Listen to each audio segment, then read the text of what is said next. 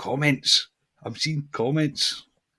God, Scotia, I can't believe you said that. That's absolutely shocking. Why did you say that? Sorry, everyone. If you want to find out what Scotia said, you need to watch part 1. Right, welcome back, everybody. I hope this has worked for everybody. This is... It has worked. I'm seeing comments. I'm seeing things. Right, okay, we've fixed it. Thank you. Thank you, everybody. Thank you so much. Thank you. We're trying to make this as comedy as comical. Honestly, man. I hate things like this. At least it lightens the mood a wee bit, right? We were talking about, I'll bring it back to the refereeing discussion we're having. Ali, I'll come to you because I'll let Carney just have a wee breather because he's under P. Ali, what about that interview or that clip with BBC Scotland in terms of Bobby Madden? Are you a Rangers fan? Have you seen it? I've seen the wee 3-minute clip, which is probably the one you've seen. That doesn't surprise me, the BBC. The BBC don't like us. So any little interview they can get to try and twist something. I'll be interested when Clancy hangs his boots up. Will they sit Clancy down and ask him the same question? No chance. But let's see if you actually listen to the interview. Bobby Madden comes out and goes, when I was 12, 13, my grandfather, something was a Rangers season ticket holder. I went a few games with him. After that, he took up running, I think it was. And then he went to Love Street to watch St Mirren. And he says, since then, he'd watched St Mirren. So, it doesn't bother me. I thought it was poor for the BBC because they know what they're doing, like you say, Ryan, but it doesn't surprise me, the BBC. I'll just wait till when they do their interview with Clancy because I'll tune in for that one to see who he supports. Yeah. That'd be interesting. It'll be interesting for the Partick Thistle fans to hear that he's a big Partick Thistle fan. Carney, I don't know if you've seen it. I haven't spoken to you this week, but Bobby Madden came on social media with a short interview from the BBC. Obviously, he no longer referees in Scotland. Can't think why, and is down south now. But he's done an interview, and I think he's probably had the question ran past him before he started recording. But he was asked, "Are you or have you ever been a Rangers fan?" I thought this was very poor taste and just feeds the Moonhowlers, if we should put it that way. What did you think of it?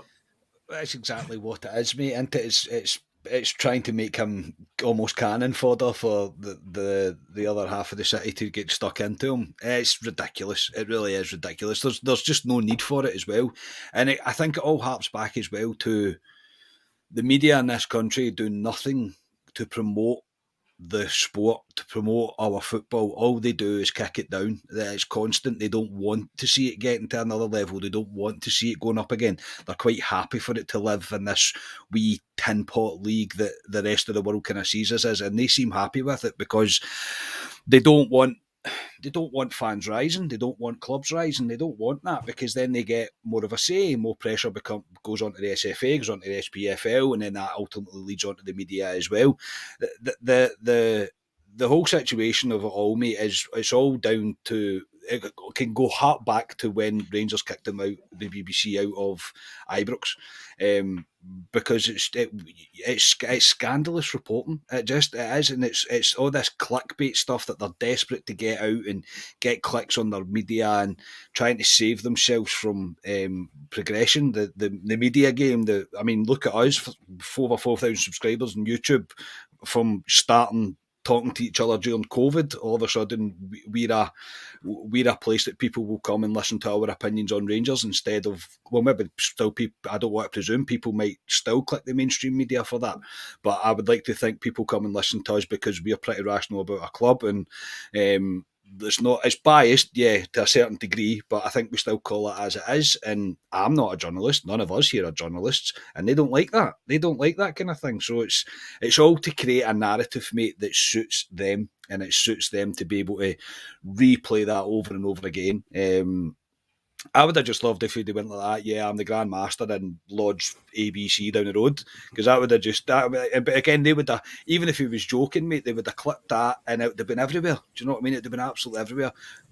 Bobby Madden makes scandalous joke on this and that. It is what it is, mate, but it just shows the sad state of affairs that the media is in this country, and I believe they do nothing to promote the game up here.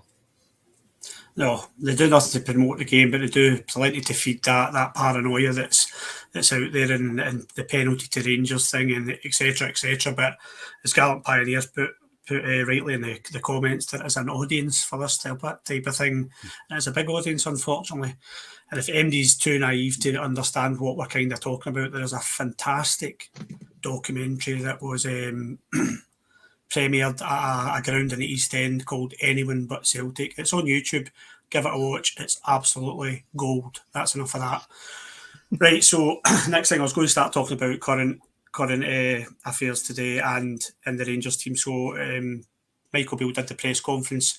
We'll touch on it a bit more later, but he did say a kind of growing subject. I think we spoke about it in nearly every pod, guys, but I do want to speak about it, and it's Malik Tillman. Malik Tillman is out for the season, and he is away back to Bayern for the remainder of the season to receive treatment. Michael Beale was asked about whether he would be coming back, and he said he's very keen on it. Didn't fill me with optimism right enough whether Tillman wants to come here or not, but he did say that he's keen on it. I did see it. I am on it. And that's all I'm going to say about that comment. But I'll come to you, Scotia. It's hard because the clock's different. It's I know, mate. I was literally just about to message you saying, mate, just remember that you need to do the Manscaped. No, because I feel. I'll be honest, boys. I feel as if we're about 4 hours into this pod. I know, mate. Scotia. I'm sorry. That's not a short out with my controller with us. Scotia, we will be talking about things that trim your nose hairs, etc. So strap yourself in shortly. But what did you think about the Tillman news? I was a bit gutted for the guy because I do like Tillman. A bit gutted to hear he's out for the season, and possibly that is the last we see of him. To be honest, I'm not overly surprised that was his season over. I kind of thought I had that suspicion after he went off that was probably going to be the last that we would see him definitely this season. I suppose the discussion now moves on to, is it the last we're ever going to see him in a Rangers top? And I listened to, unlike another person up to the other side of me there, Mr. Alistair Pearson, I do listen back to the pods. I heard your guys kind of take on Tillman and like his future and things like that. And shots fired, mate. Shots He's trying to have a go at me after his performance last Friday. Honestly. That's a very good point, mate. Honestly. He was nervous. He was nervous. Okay. Okay.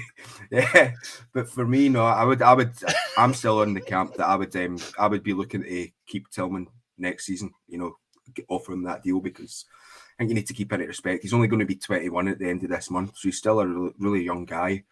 He's had to play an awful lot this season, an awful lot. I don't think he would have played anywhere near as much had we not had the injury to Lawrence and things like that. And I think when he has played, for the majority of it, he's been good and he's been one of our most important players. You can say he's not turned up in big games and stuff, but of the big games that he's not turned up in, neither's the rest of the team. And the big game that he did turn up in got us into the Champions League group stages, got us that money, which probably pushed through the deals for Raskin and Cantwell in January there.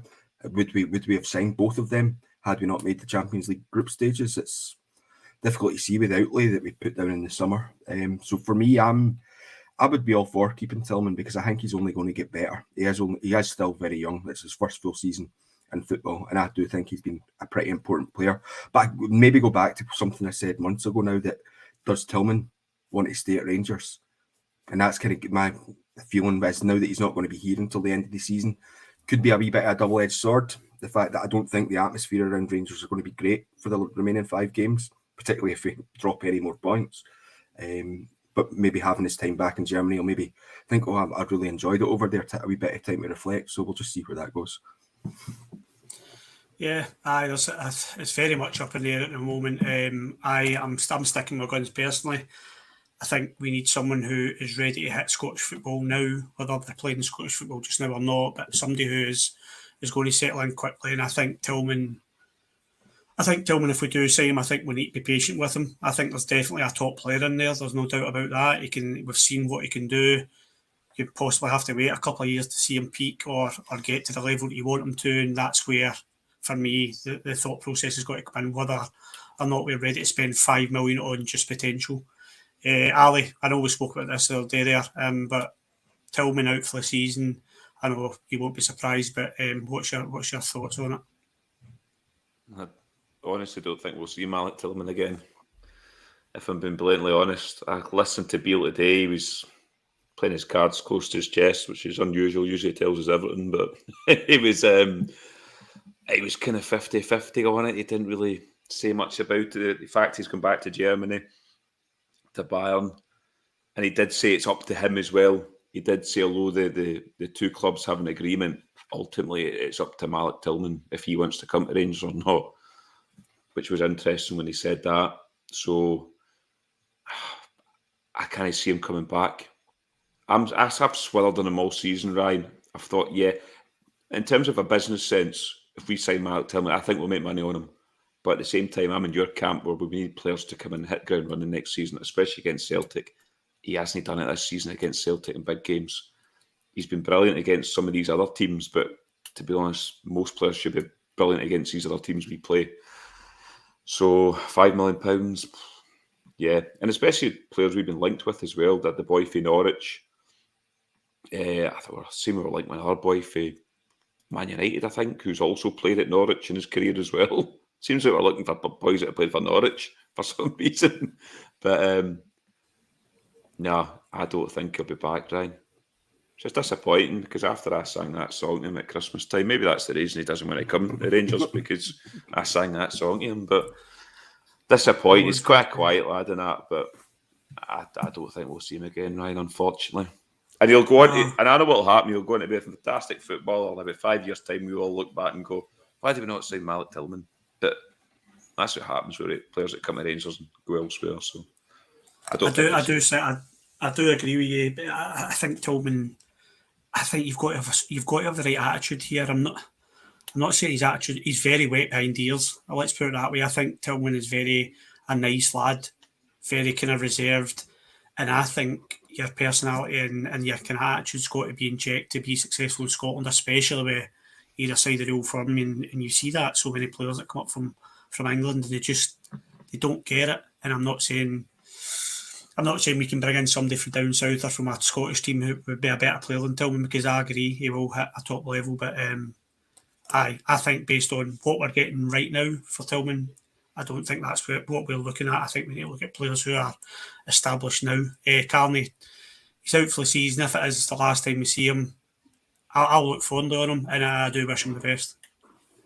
Yeah, it's a difficult one, this. I think I'm probably right in the middle of it all. And I'm also very cautious that things have ended terribly this season, and there's a lot of knee-jerk reaction. Rightly so, kind of knee-jerk high emotions around people's opinions on things, because ultimately this season has been a failure.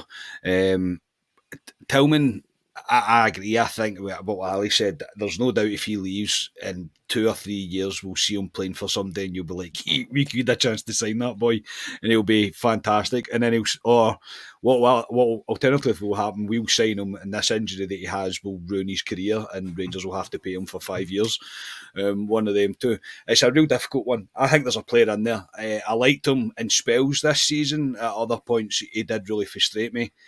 I think it's easy to forget that the age he is based on where he's came from, because he's came from Bayern, because he's got a bit of a pedigree behind him. You kind of think that you expect him to be kind of head and shoulders above anybody else within the league. But I think there's a naivety there, and I think that's what you meant by like wet behind the ears. There's something he's not quite matured yet, possibly. Maybe it is to do with a drunk Scottish man named Alistair shouting at him at a Christmas night out while he was... Ali was nervous that night. Ali was very nervous. I was very nervous. Very nervous that night. Yeah, very, very nervous that night. But no, right now I'm kind of catch-22. It's a lot of money for us to put into an investment. But if the injury is not as serious, obviously we don't know the details of the injury, but if it's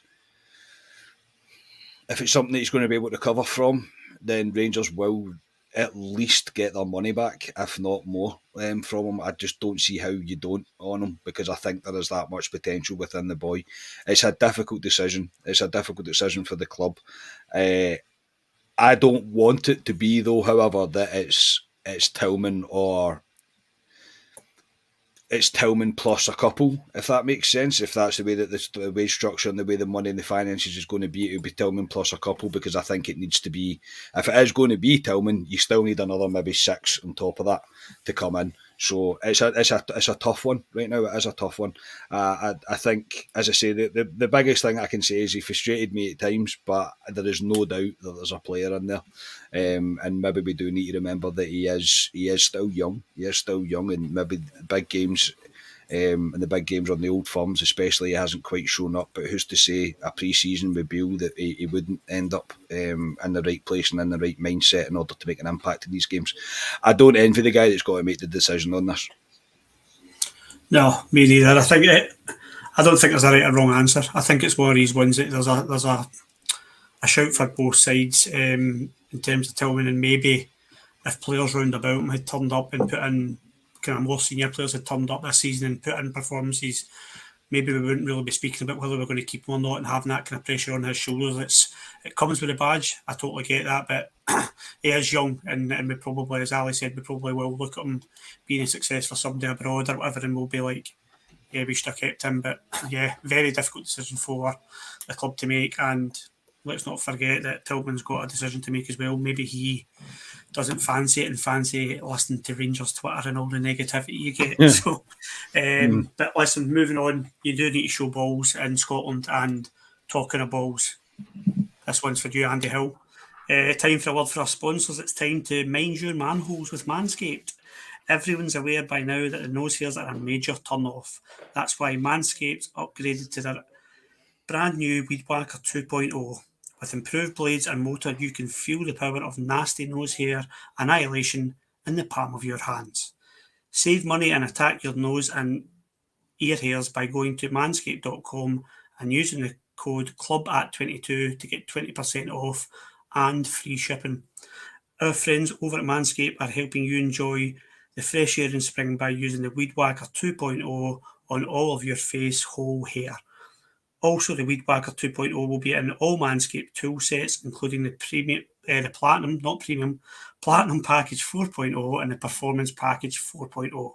So no matter what kit you pick, you will receive the new Weed Whacker 2.0 nose and ear trimmer. It's a belter. I am using it weekly, boys. Let's face it, long nose hair is a major turn-off. Let Manscaped be part of your daily grooming routine, ensuring no hair is ever out of place. It's time to level up your groom game. Save 20% off and free shipping with the code CLUB@22 at manscaped.com. That's 20% off and free shipping with the code CLUB@22 at manscaped.com. From below to up top, get the best in grooming at Manscaped shop. Your nose, ears, body and balls will thank you. Well done, mate. Well done. Well done, mate. Congratulations. Congratulations. This podcast is not professional. I know. Well, honestly, it's been not a disaster. Obviously, we've managed to salvage it, I think. But you're saying I'm using it every week, mate. That's age, mate. that's definitely an age thing. It's brutal. It's brutal. See, the thing is, like, I constantly get this has been for I think this is when I worked with you in the bank, Carney. I don't know many people like stop picking your nose, and it's genuinely a nose hair. Right. Anyway, I don't know why I shared that on a live podcast. Honestly, right. I want to talk about things. Let's do a wee cheery thing. So I noticed on Twitter today that it was a year today, I believe. Correct me if I'm wrong. A year today since the Leipzig home game, which will be fondly remembered by us all as probably, I don't know, the greatest atmosphere I've ever heard at Ibrox. It really gives me hairs in the back of my neck when I watch any video to do with it. But I'll come round just quickly just to get a wee comment on that. A year, Ali, since we were happy at a Rangers game. Can you believe it? It's mad when you think. See, at that point, if you'd morphed forward a year, what we're at now, and we're sitting here out of everything, out of Europe, out of the league, out of the cups. It's mad from that point. It was an unbelievable journey, Ryan, with the teams we put out, and we played good football. I always go back to the Walter Smith one when we done that one. We rode our luck in that competition. This one we didn't. We earned it, and the atmosphere that night was unbelievable. I mean, the videos have popped up about every week since then, up to now. I know today's that sort of anniversary day, but it's the best atmosphere. I've been at the Parma game, which a lot of people always say that was a good atmosphere, but that was something else. Even going back to the pub afterwards and the Viceroy, and the Viceroy's a quieter Rangers pub, if you want to say, but even in there was folk up in the tables. It was Tonto, and to know I was going to Seville at that point as well. I had the flights. I was going with Scotia. Scotia still didn't have a passport at that point, but I was brilliant. It was brilliant and a great memory. And something I know we didn't win it eventually, but what a memory, what a night it was, Ryan. And give me more of that, Rangers, please. Listen, I get there's a comment there about that. I hate these year-on memory things, and it is like I don't like them either. But I do think this one, just because it's a year from them, and I think after the year we've had, Scotia this season has been a very tough year for all Rangers fans. Whether you go to games, watch them, listen to radio, watch highlight, doesn't matter. It's been a very tough year. So when I saw that was a year on, I thought, that was. I will never forget that night, and it's what keeps me going and keeps the fire inside you going. Yeah, not like you and the guy that made the comment there. I was the same when I opened up Twitter first thing this morning and seen that. I was like, no, I can't be dealing with that. Let me stew in my still fumingness from the weekend there. But as the day wore on, I actually sat down and watched through it all, and I was thinking back to like the goals that we scored there. Tav's goal to kick us off, and then Kamara scored a really, really nice goal as well. And then the Lindstrom goal at the end, absolutely phenomenal. The way the place was bouncing, it was brilliant. But I suppose importantly as well, actually, the emotion that was in that game, because it's also almost just over a year since sadly Jimmy Bell passed away as well. It's important to kind of bring that up, because I think that what happened there, I think that did have a wee bit of a spurring on effect to an awful lot of players in the team there. I know I've seen an interview with Calvin Bassey earlier in the week, and he was kind of referring back to Jimmy Bell.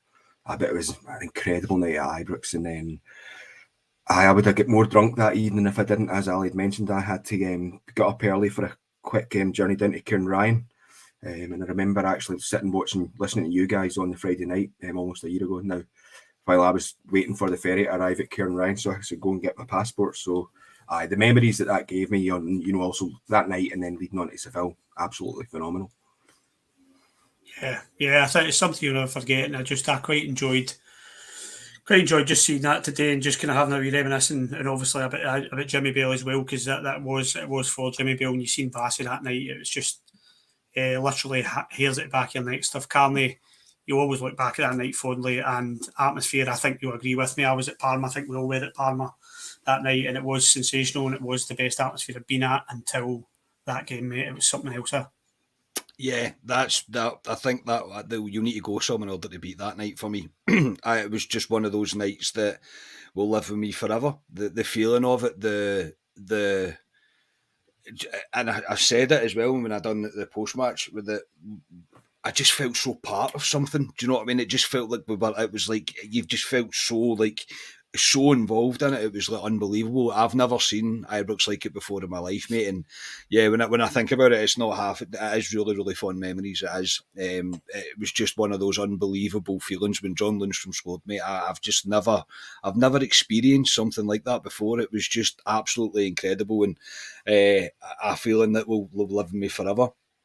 I even remember when we left, and I wasn't drinking that night. I was driving, and I got home and I sat myself and I done the club reaction pod on my own, and it was just me sitting puffing my cheeks and saying, just keep saying it to yourself that we're in the final. And it meant so much to us because of where we'd been, what had happened to us, everything to go along with the sad story that is admin basically for us.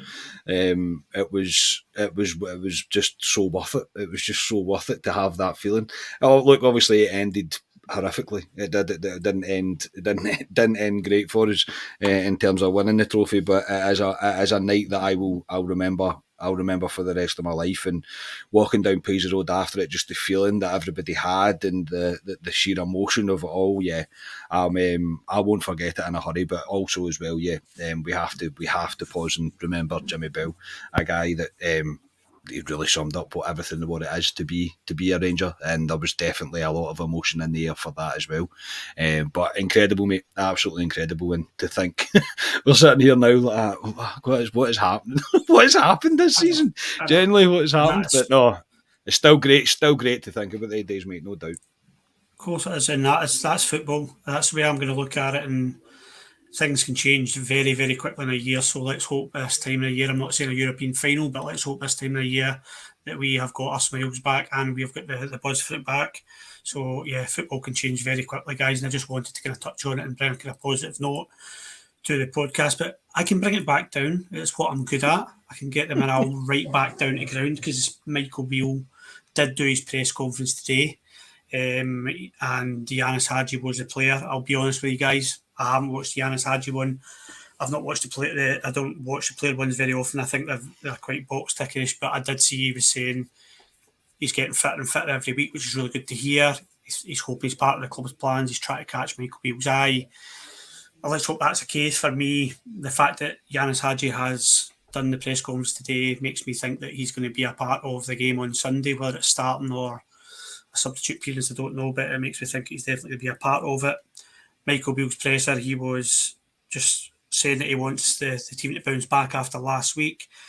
He said he was going to try a few things out, one or two, which I was slightly disappointed. I was hoping to see some big changes on Sunday.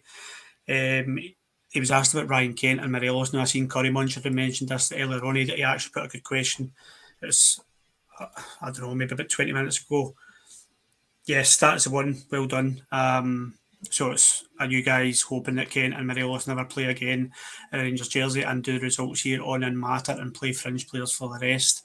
Now, I think I've said what I think. I think I should be done with both of them. Not in a nasty way, just that they are not part of Rangers going forward. Ali, what do you think of Curry Muncher's question? Do you play either of them, and do the results here on in matter when you play fringe players or would you play fringe players for the rest? I think I said Club Deck Corner, I wouldn't play it to him going forward. I don't see the point of playing them going forward. They're not going to be here next season, Ryan, so why play them? Beale did kind of say today that they still have a part to play. So strap yourselves in. I think they will play in the last 5 games at some points. Me personally, no, they don't play going forward. Yes, thanks for what you've done for Rangers. And we'll look back in years to come and say they were good players at Rangers, but now, and what they're offering at the moment, no. In terms of the games going forward, they are dead rubbers. I know we play Celtic in a week's time and folks say it's never a dead rubber when you play Celtic, but they are dead rubbers. I would rather play an experimental team, if you want to say at the point, next week against Celtic, Ryan. If we get beat, we get beat. But I'd rather that. We need to play players, Yilmaz, Matondo, Hadji, they all need to play the next 5 games. So for me, Ryan Kent and Morelos do not play in the final games, but strap yourselves in. I think they will. Yeah, I was disappointed with what he said about Morelos and Kent. He said they're still big players for Rangers for the last 5 games of the season. I completely disagree with that. I won't be focused on the negative too much. Scotia, Kent and Morelos, do you play them? Are they strong players for Rangers from now to end of the season? Do they matter at the moment? For me, Kent, no, I wouldn't play Kent again this season because there's someone there in Matondo. Play him in that position, see how he does for the 5 remaining games. So for me, Kent shouldn't play anymore. I do expect him to. Like Ali, I think he will get thrown in. I think for the Celtic game, he'll definitely be playing in it, unfortunately, because he's had 2 stinkers in the last 2 Old Firm games that we've played. But for in Morelos' situation, I think he plays out of necessity.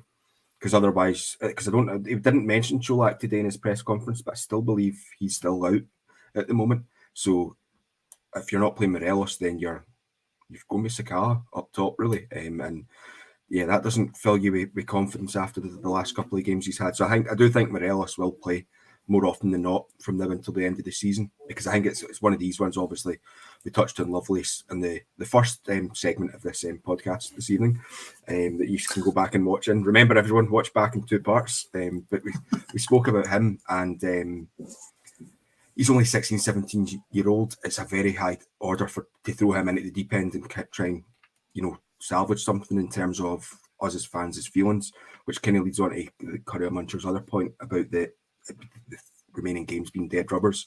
Whatnot. I do think they are dead rubbers, but I also think Rangers need to go out and win every single one of them, or winning 4 of them and draw one of them, because we all know what the atmosphere will be like if we lose a game that isn't against Celtic. Even when we lose, if we lose a game, against Celtic, we'll all be fuming, and it won't be great leading into next season. So yes, while they're meaningless in the sense that we can't go anywhere really unless Celtic lose every single game or only draw 2 games and lose the other 3 from now until the end of the season and we win everything, it doesn't really matter for us. So yeah, I'd get where Beale's coming from, where he says that he'll still be picking the strongest team, but I would like to see a wee bit more experimentation. Yeah, I think we're crying out for it, Scotia. I think we're crying out for experimentation and just freshness, not just for the team, for the fans. I think it's so difficult to go and watch the same old system, the same players, but I'm trying to digress from moaning. Carney, what's your thoughts on this one? Obviously, Scotia mentioned that Morelos would have to be played out of necessity, but you always do have the option of Mr. Sakala up front. Oh. No. I think Kent's out, I think, for this weekend for sure, so he'll not be playing. I think the only I think Scotia's correct that by default I think Morelos will play. I do. I don't think throwing Lovelace in right from the start against Aberdeen is probably the best thing to do for him. You never know, it might be a sink or swim situation. I'm not really 100% sure where that would leave him, because you know what we're like just now as well. We're all quite high strung and quite high in emotion because of how bad this season has ended. I personally, if everybody was fit, I wouldn't play Kent and Morelos for the rest of the season. But I don't think everybody is fit, and I don't think Kent. I think there's more chance that you won't see Ryan Kent. I think you will see Alfredo Morelos again. Just due to Kamar Roof is away again, opening up donut shops in Helensburgh, wherever it is. And he's in Qatar at the moment. Well, is he brilliant? Good for him. Yeah, he's getting fit for next season apparently. Oh, aye, yeah. How's he doing that? Is he getting his legs amputated and putting new ones back on? Aye. So I think Morelos is you. I think you will see, because obviously there's no comment on Trulak. There really isn't. It is what it is. I think if we lose every game, it's a disaster for Bill, and people will call for his head. The thing is that I don't see us losing every game. I think we've got a strong enough team. I think there's no pressure on this team now, and we might see performances out of players that have been kind of on the fringes that maybe impressing enough to win games. I think for his sake, Bill's sake, it would be very beneficial for him to win the last Old Firm game of the season. I don't think Celtic will play much of a team against us, to be honest. I don't think they particularly care. Obviously they do want to win, but their fans aren't going to be there. It's another game that they have to tick off towards the cup final for them. So I don't particularly see them naming a starting 11. I think that Carter Vickers, he's out for after the summer now as well. So they're away for an operation, so it was just literally get to the final, and then they would be able to rotate, because I mean it's against Cali Thistle. I mean, we can all pray, but I seriously doubt there's going to be any sort of upset there. So yeah, it's a difficult one for Bill to try and weigh up, but I think he would be misjudged not to try fringe players, not to give people a chance now, because there's nothing to play for. So these players have to try and prove that they deserve to be here next season. I would love to say that he'll rip up the team sheet and start again, but I don't think he will. I don't think it'll be as drastic as that, and that'll be obviously reflected when we come on to our teams, I think. Yeah, I agree with you after seeing his press conference today. I do want to see something bold from Beale. I want to see something where it will show me that I believe that he's going to be cutthroat, which I think we need in the summer. I'm not saying that he needs to go and sign players. What I'm trying to say is, in terms of a decision, I think a big statement would be dropping a big player who's underperformed, and I think there are plenty of them. And I would like to see that from now to the end of the season. But whether that happens or not, I don't know. In terms of that lot, yeah, they could play a kind of a weakened team next week, but if things don't go the way that I would like them to go this week, then rest assured they will play the strongest team they can, because they might have something to play for next week, and Ibrox will not be a fun place to be if that does materialise. Right, guys, we are here to preview the dead rubber that is the home game against Aberdeen. Unfortunately, we did play them a couple of weeks ago and they beat us. We owe them one. We always owe them one. They are 26 points behind us, and they are 5 ahead of Hearts. Barry Robson has just, I believe, been confirmed as the permanent manager for Aberdeen. Now, there is one or two of their players that I would take, as I've said numerous times. And I did see it was just a Twitter rumour. It didn't come from any source, but the boy Leighton Clarkson, I believe, I think I get his first name wrong. He was linked with us. Again, just a Twitter rumour. But he's one I don't mind watching. I think he's a good player. Whether or not he's good enough for us to go to the level we want to, I am not so sure. But Ali, what are you expecting from the weekend? I'm all over the place with my time, so take it away. Tell me what you think of the game and your team and score, mate. I think the Sheep will have a go at us, because like you say, they're 5 points ahead of Hearts. Hearts play Celtic. You would think Celtic would beat Hearts to win the league at the weekend, or you never know. But Hearts need to win that game to try and get third. But Aberdeen will come in. This is one of their cup finals. Aberdeen, they're on a great run. Barry Robson deserves to get a job for what he's done for Aberdeen. He's completely transformed them from where they were. I think it'll be a good game of football. I think we've got guys that should be playing that have something to prove, Ryan, if they want to be there next season. That's what they're playing for, a jersey next season and a future with Rangers. So these guys have something to play for. They're playing in front of us as fans, who they know we're all down as fans. It'll be near enough a full house on Sunday. So there is something to play for. I think it'll be a good game of football, Ryan. I don't want to hold you too long, so I'll give you my team. Hope Carney's sitting down for this. He's sitting down, so no, I'm standing up, mate. I'm sorry. I did not tell you that. I'm 3 foot nothing. No. No. Related to Ross Wilson, aren't you? Yeah. Many man. He did mention in the presser today, Ryan, that McCrory is available. So McCrory in goal for me. He's got to start somewhere and put McCrory in goal. A back line of Tav, Goldson. I think he'll stick with Davies. Your Turkish delight, Yilmaz, because Barisic is out. Raskin, Cantwell, and I think Arfield's out. I would have started Arfield, but I think he's out. So Lundstrom, Rabi Matondo, Scotia's man Hadji, and through the middle, the comments about raging, but I'm only playing this guy because I don't think Morelos should start for the rest of the season. Fashion Sakala through the middle. Oh. And I'm going to go 3-1 Rangers. Matondo, first goal scorer. Stodge. Interesting team. I would like to see it. I would like to see those changes. I don't know if I agree with you. The goalkeeper, when I was watching him, he seemed to, I don't know if I believe it. Michael Beale says he seems to contradict himself a lot, but he was asked about Robbie McCrory and he didn't really commit to it. He just said he was fit for the weekend, which he is and always is. Scotia, well, he was injured a couple of months ago, wasn't he? McCrory? He has been, yeah. McCrory was injured. So no, I've ended up egging my face there. Scotia, what's your team? What do you think about this Aberdeen game on Sunday? I think it's a good opportunity for him to chop and change this team and get it fresh, surely.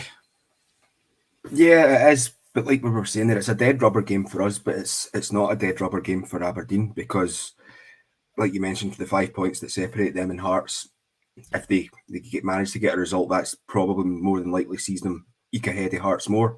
And then that third spot pretty much looks like it's going to guarantee you Europa League. The Europa League next season, because you don't really see Cali Thistle winning the Scottish Cup final, but you never know, hey.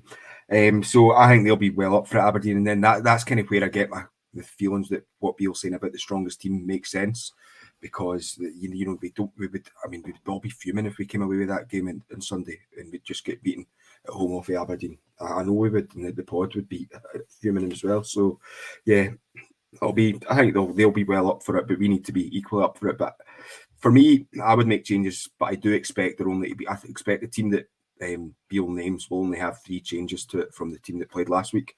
My team, though, would be McCrory in goals, backline of Tav, Goldson, Davies and Yilmaz. The only reason I'm not playing Suter is because I think with McCrory and Yilmaz in there, don't need to make another one.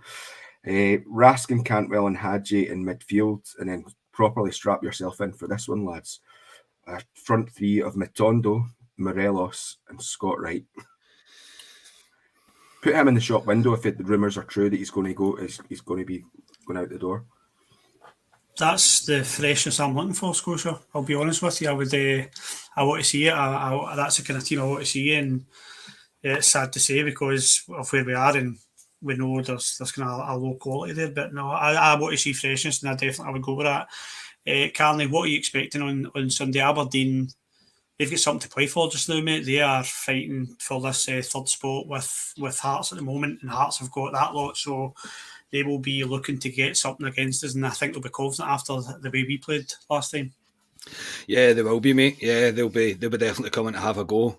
Try and rub salt in our wounds really for our season being over. But again, it's if we're led to believe that the players are coming out and saying all these things that they say usually after a defeat and that they've let the fans down, let themselves down, all this, etc., then now you would expect some form of reaction from the team. And I think it will say a lot about the characters that actually do want to be here next season. I think you'll see a reaction from them. I would like to think you would anyway. I genuinely would like to think you would see a reaction because we do owe them one.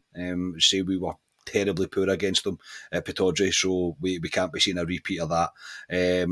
In terms of my team going forward, mate, mine's is exactly the same as Scotia. I would put that would be my team. I wouldn't let Fashion Scala anywhere near Rangers ever again, in my personal opinion. But I Morelos, I'm only picking Morelos because it's default, because there's nobody else to play.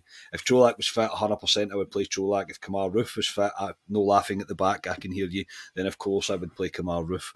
But I just think there's no one else. Lovely should definitely be on the bench if he can be. If this whole suspension thing, I don't think he will be suspended, but I would have him on the bench as the backup striker. But yeah, that would be my team, and I'll go 2-0 Rangers, and I'll also go Rabbi Matondo to score the first goal. Oh, almost what I changed my team. When Scotia was talking, I'm going to go with Scotia's team as well. I'm going to copy both of you. And I'm going to copy you as well with Rabbi Matondo for first goal, but I think it'll be 2-1. As I always go with 2-1. You do always go with 2-1. Always go with 2-1, and I think it'll be a slog. So enjoy yourselves in the Viceroy before it, boys.